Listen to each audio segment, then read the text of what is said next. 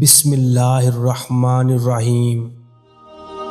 تمہاری زندگی کا ہر دن تمہاری موت کی طرف بڑھتا ہوا ایک قدم ہے۔ عورت کے لیے شرم سے بڑھ کر کوئی زیور نہیں اور چادر سے بڑھ کر کوئی نعمت نہیں۔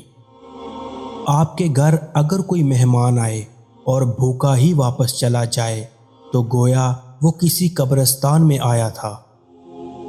بیوقوف عورت اپنے شوہر کو غلام بناتی ہے اور غلام کی بیوی بن کر زندگی گزارتی ہے، لیکن عقل مند عورت اپنے شوہر کو بادشاہ بناتی ہے اور بادشاہ کی بیوی بن کر زندگی گزارتی ہے۔ اس گھر میں برکت اور خوشیاں کبھی نہیں آ سکتی جس گھر کی عورتوں کی بلند آوازیں گھر کے باہر جاتی ہوں۔ بچے کو جو بیماری ہوتی ہے وہ اس کی ماں کے گناہوں کا کفارہ ہے۔ رب ذوالجلال کی قسم کہ اللہ نے کائنات میں محمد صلی اللہ علیہ وآلہ وسلم اور آل محمد صلی اللہ علیہ وآلہ وسلم سے افضل کوئی مخلوق پیدا ہی نہیں کی۔ جو لوگ گناہ کرنے کے بعد توبہ میں ٹال مٹال کرتے ہیں، ایسے لوگوں کو موت اچانک آتی ہے، یعنی ان کی موت زیادہ تر حادثات میں ہوتی ہے، اس لیے توبہ کرنے میں کبھی دیر مت کیا کرو۔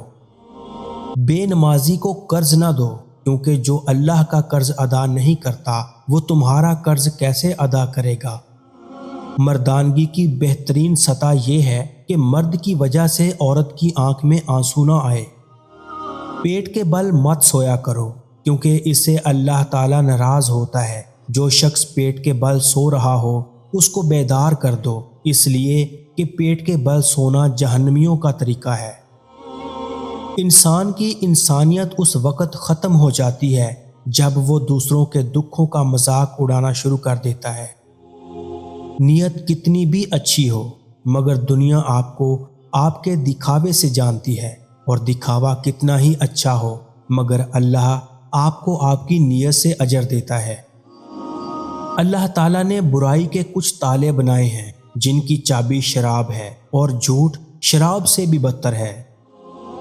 آخری زمانے میں جو چیز سب سے کم ملے گی وہ بھروسہ مند دوست اور حلال رزق ہوگا۔ جب آدمی 40 سال کا ہو جاتا ہے تو آسمان سے اس کو آواز دی جاتی ہے کہ تیری واپسی قریب ہے، سامان تیار کر لے۔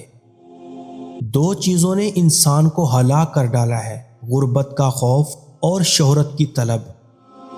قربان جاؤں اس خدا پر جو انسان کو دکھ دیتا ہے اس کی برداشت کے مطابق اور خوشی دیتا ہے اس کی اوقات سے بڑھ کر۔